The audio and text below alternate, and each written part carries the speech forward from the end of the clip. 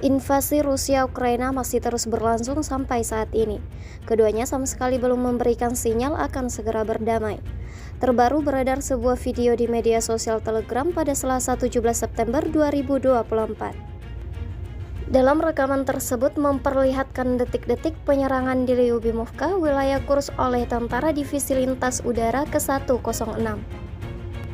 Dapat dilihat bagaimana kerja keras pasukan terjun payung Rusia turun ke tengah hutan dekat pemukiman dengan kendaraan tempur infanteri.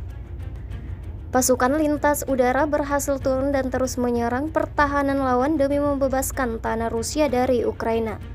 Insiden ini diyakini menambah daftar kerugian panjang yang didapatkan angkatan bersenjata Ukraina.